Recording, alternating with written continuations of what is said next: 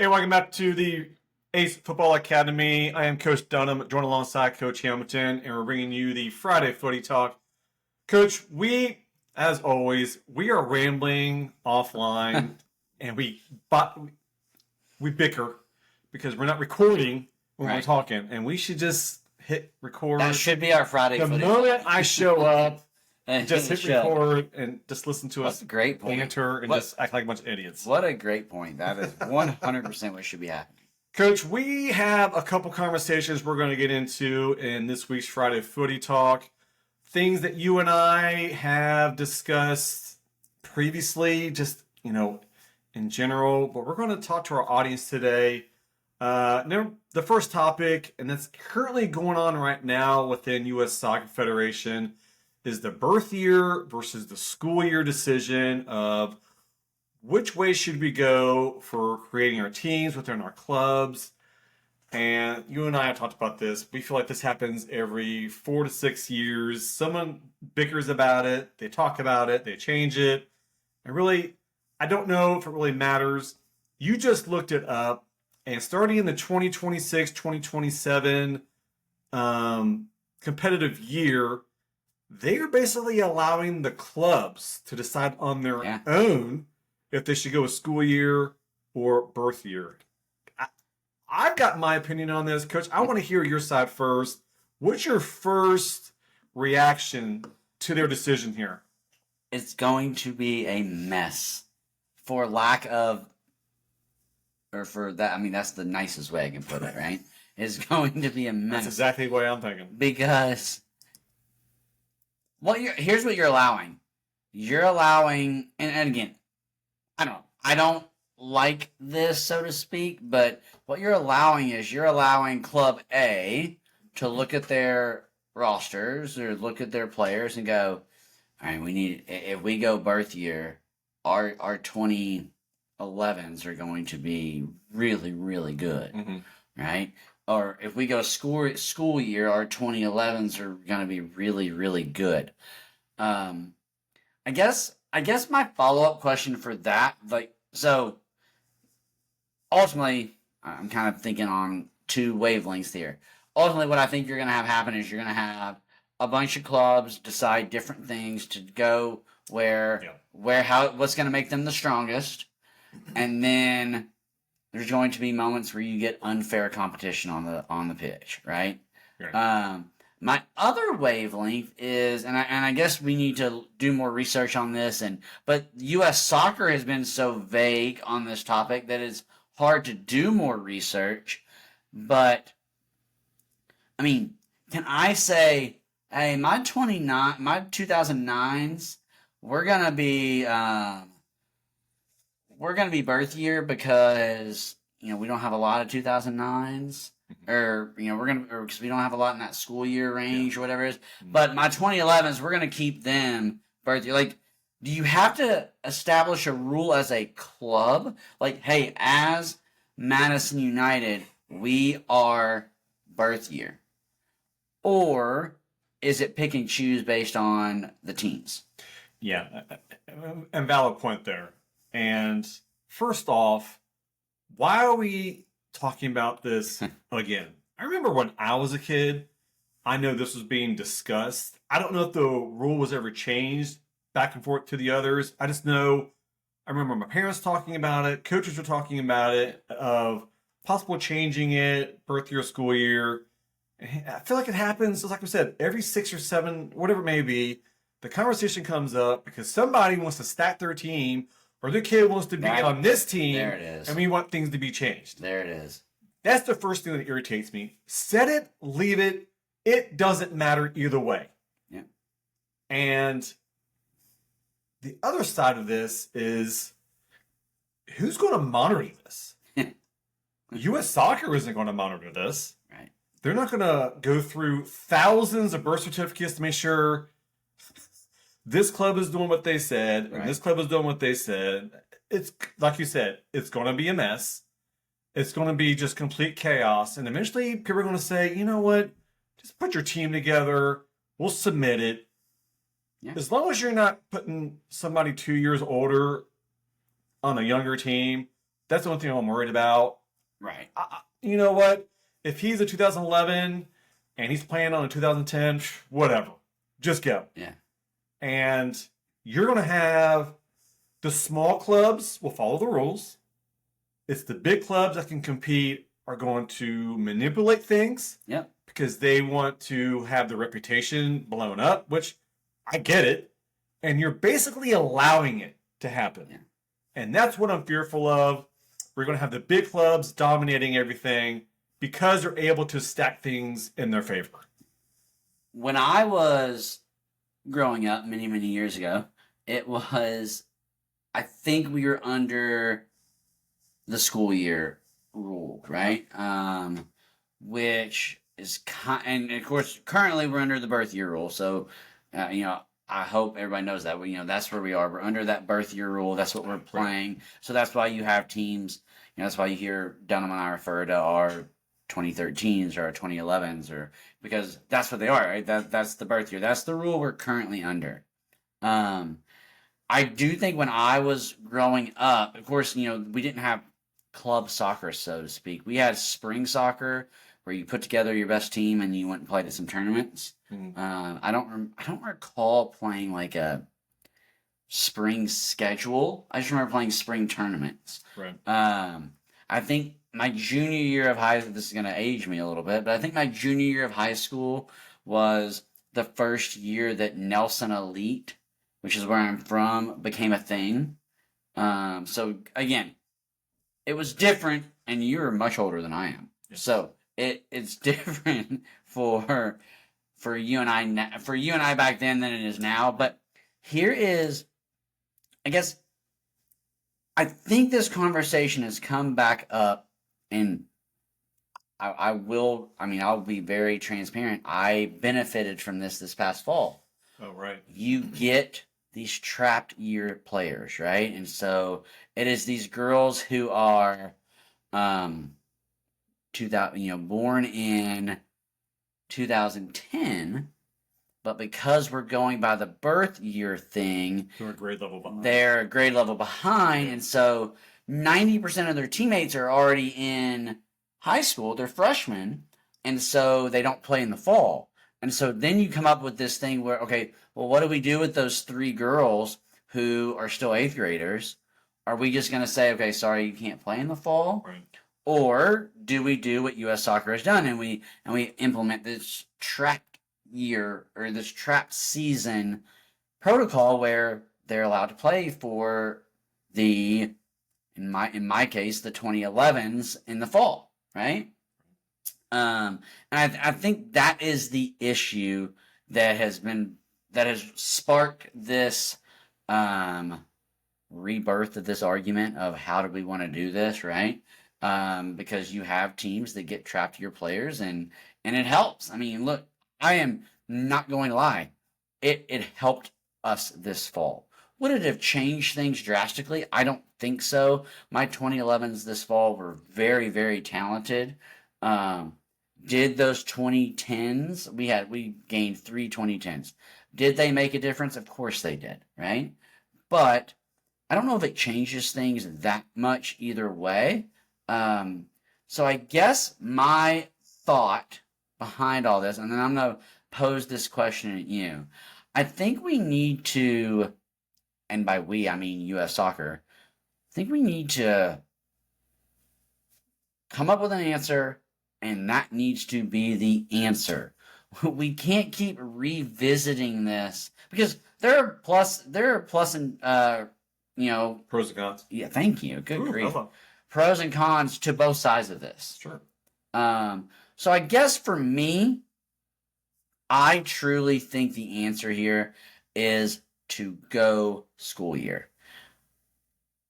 That may be unpopular, but I think that is, that's how they're going to do it in high school. That's how, they're going to do it at the collegiate level. That's how it's done on every other, side of things. So I think the answer here is, hey, let's go to school year. Let's end it at that, and that's how we're going to do it. Then, we talk about club versus school. We've had that conversation multiple times on this podcast. And you want to play with your friends. You want to play with the kids that you are in class with all day, every day. And so let's go school year. Let's keep it at school year, and then we can move on from this. Well, here's another side that I've thought about that another coach brought to my attention. And it's when we're going by birth year, it's interesting how the teams are put together and when they were born during that year. And he was explaining to me, hey, you've got some big kids on your team. I bet all your kids were born in the beginning of the year. I'm like, what do you mean? He's like, oh, if your kid was born January through May compared to a kid that was born in September through December, their development is going to be pretty different to some extent. Yeah. And I thought, I never thought about that. And so I looked at my roster. About 90% of my kids were born in that January to May timeframe. I thought, that's bonkers. Yeah. I never thought about it that way. So now that's another, I guess, plus the school year is more kids, I guess, can be on the same development level. I mean, it's never going to be the same either way you do it.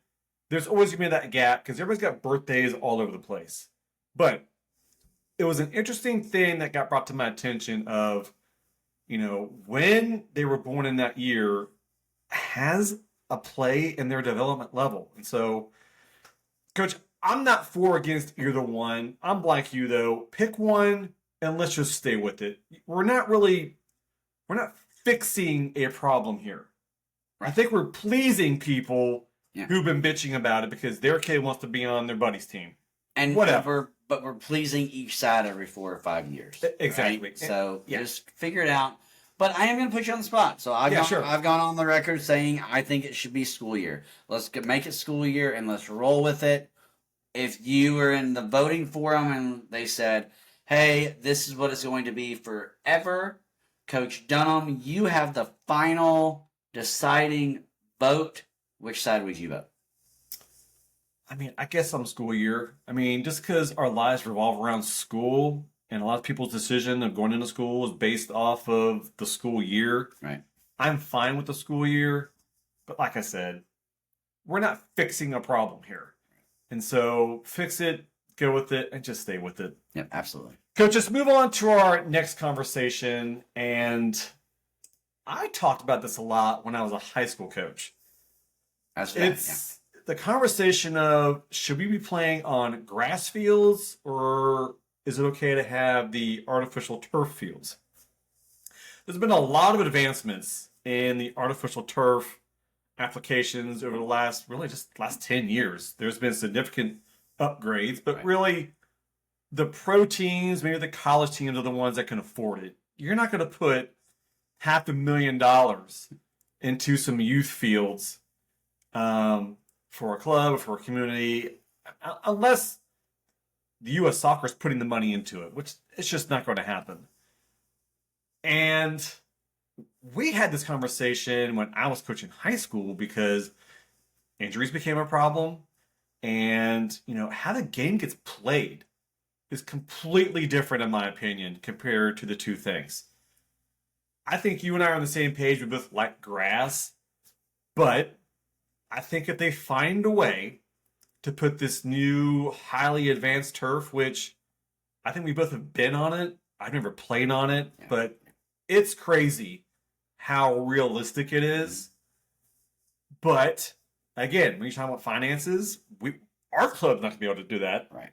And we're building a fancy new park. And we are. And we're going to have turf fields. We'll have a few turf fields. But they're not going to be the turf that you are. No, it's not. It's going to be the chewed up tire, rubber stuff, whatever it's going to be. And it's going to drive me nuts. Coach, I don't like playing on turf. What's your perspective on the two? Do you have anything for or against either one? And how do you go about that with your coaching? Yeah, as you said, I am very much soccer is supposed to be played on grass. I'm a firm believer in that. That's how it started. That's how it should be. But let's be honest, that's not how it's being played anymore.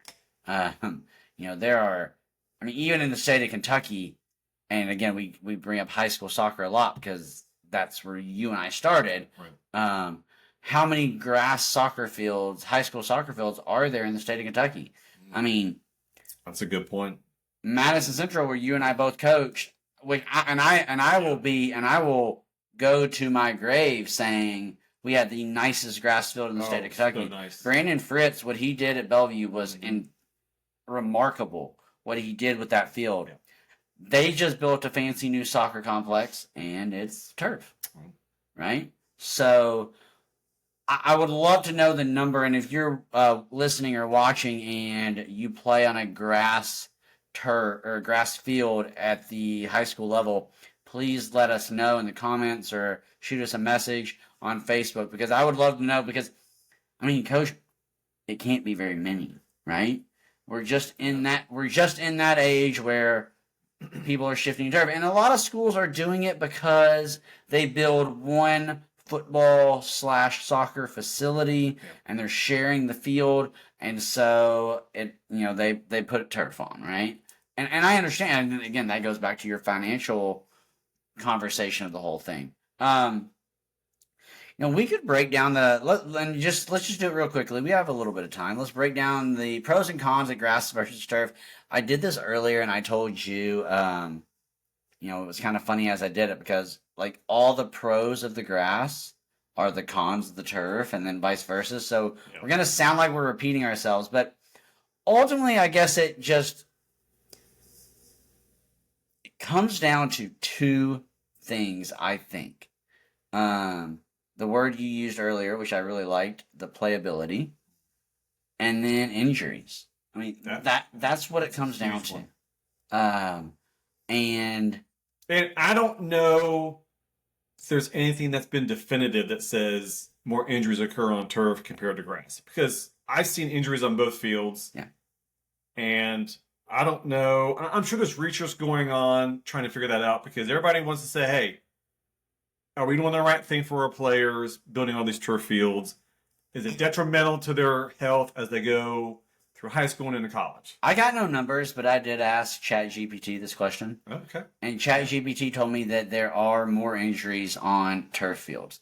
It gave me no percentages. It gave me no numbers. It just said there are more. And I asked soccer injuries specifically. Actually, I think I asked ACL injuries. I said, where do ACL injuries happen the most? And it was on turf surfaces. Again, so take that for what it's worth. But, let's talk about the grass. So, it's just that natural feel, right? Players with the cleats are going to get better traction, especially for, maybe I'm highballing this, but 80% of soccer players aren't going and buying turf-specific cleats, or they're not buying, they're buying the cleats they like, that look the coolest, right?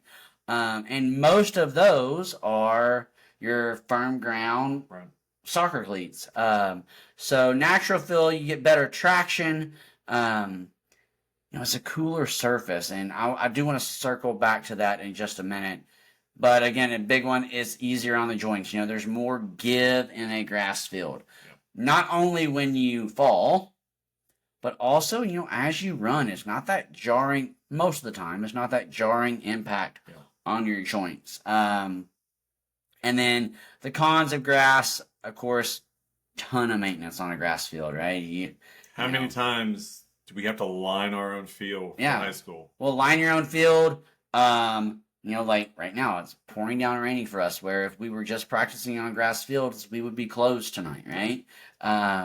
And, so vulnerable to weather conditions. They do wear down quickly, provides for or sparks some uneven surfaces. We laugh all the time when, you go to these places and there are a grass field, and the far right side of the field, they're taking a corner and you can't even see the ball from your coach's box, right? Because it's down the hill. So, those are the pros and cons of grass. And again, you're going to hear me just flip this for the pros and cons of turf. Of course, turf, low maintenance. Once you have it down, let's play, right? And you can play in all weather conditions for the most part. You know, if you get 6 inches of snow, you're not going to play. But, you know, rain, falling snow, you're going to be able to play. It does have that consistent playing surface where if you level it correctly when you lay it, you're never going to have those dips or potholes, so to speak. But again, on the con side of things, it's hard on the joints. The injuries that come up with, you have the turf toe, the ACLs, all those kinds of things where, again, there's no give. So when you go and plant to make a cut, grass kind of will move with your, because you can pull up the roots, right? You can pull up the grass roots and it will slide with you. You don't get that on turf. And so you get those buckled knees, you get those buckled ankles and things like that. They just make for some very devastating injuries, as you and I have both dealt with. So let me get your take on that. Just let you. I just talked a whole lot, so I'm going to let you go. I've talked about the pros and cons, but I do want to come back to the weather, kind of the heat portion of the turf. That's kind of where I was going to start. Yeah, all right, go ahead.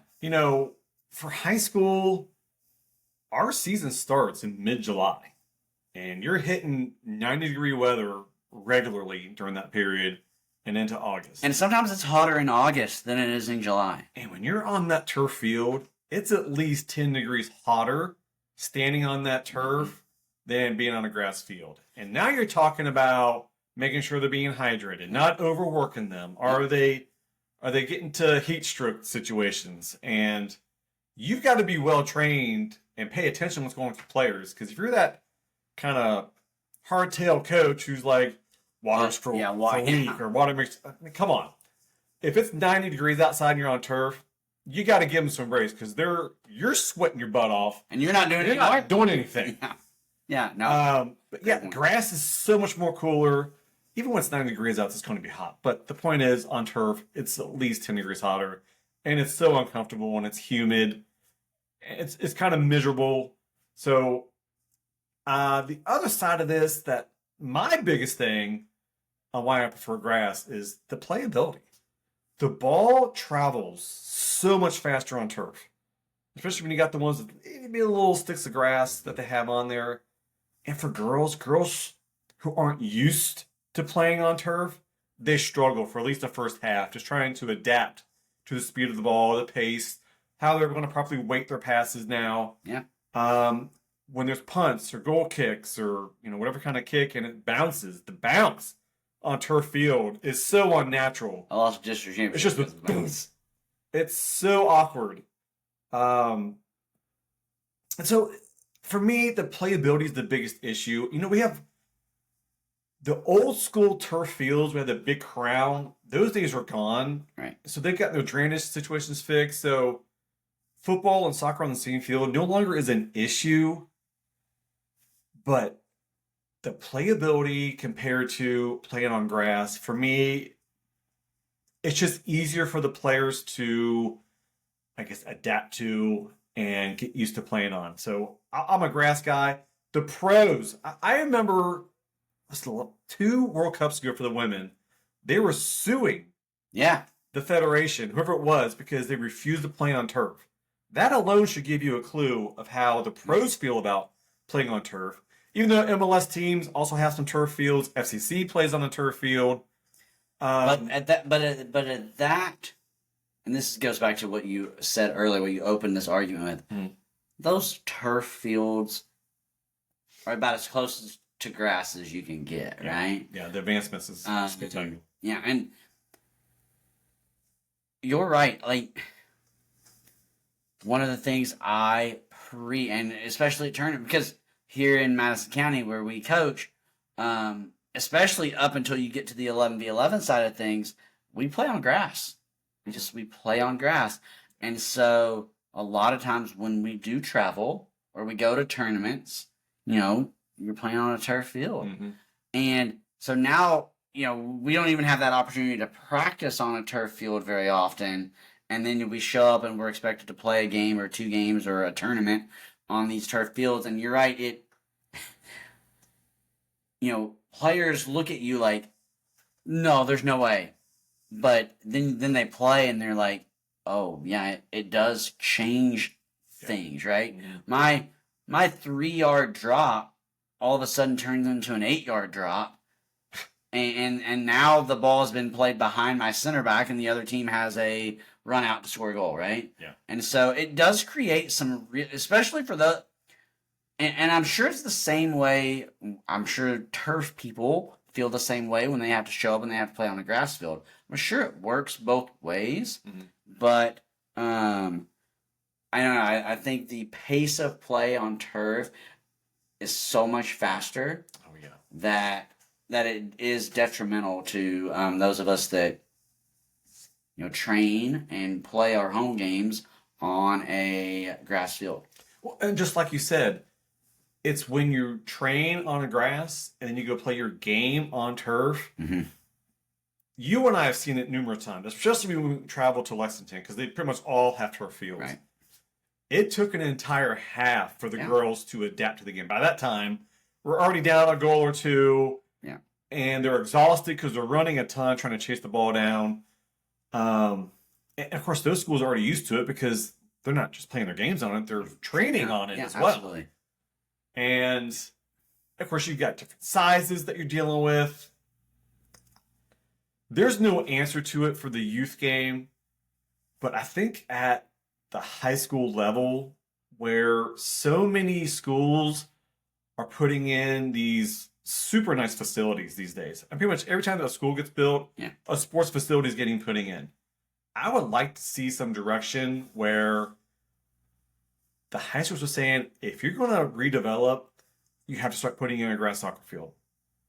And I get why we're putting in turf, because you don't need a designated guy to maintain that field and fertilizer and the cut in the grass. Well, and it's multi-purpose, right? It's multi-purpose, absolutely. But so let's swing to the other side.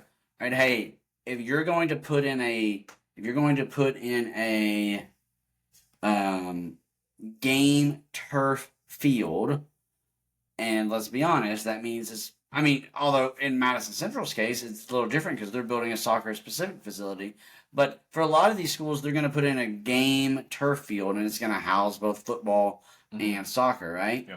So, as the soccer coach, I'm going to say, I don't want to have to practice out in the middle of the baseball field, right? You need to put me in a turf training facility, right? Unless you're going to give me equal practice time on the field that you're going to get the football team. Right. We all know that's not going to happen. So you need to build me a, underneath or beside or behind. That was what was great about our Bellevue facility. And, we've talked about that facility a lot, but we had that, what you call it, underneath or behind, hidden practice field. Right. Now it was grass as well, but so was our main field, and it makes things easier. So again, we don't want to go a long time. We got to wrap up. But you and I are both grass people. But Coach, I do think grass is going away. I don't think there will be grass soccer fields in 10 years. Well, I don't really agree with that 100%. I feel like starting at middle school, high school, and up, I agree with you. In the next 10 years, they're probably all going to be played on turf because they're doing that multi-sport type facility now where it's got football, you got soccer, probably some places have lacrosse on there. I know when we go to Boyle County, they also have softball on their turf field. So, and that makes total sense. I mean, you're talking about, managing budgets. You've got 3 sports on one turf field. You just saved a ton of money with that. But, yeah, for the youth side, from middle school and down, they're probably going to be playing on these crappy grass fields because they're not well maintained. It's going to be out in the cow pasture type stuff. But I don't think we hit on the maintenance portion of the grass as much as we should, because that is the big portion of it. Absolutely. I mean, you're paying somebody something to do weekly. I mean, you and I have the line fields, moving the goals, putting the nets up and down, putting the flags up and down. So it takes a lot of work. All right, Coach, you got 13 seconds to wrap us up. I'm Coach Dunn, and this is Coach Hamilton. We are the A.C.E Football Academy. Thanks for joining us for another Friday Footy Talk. Join us again next week for our next conversation. Go kick some ace.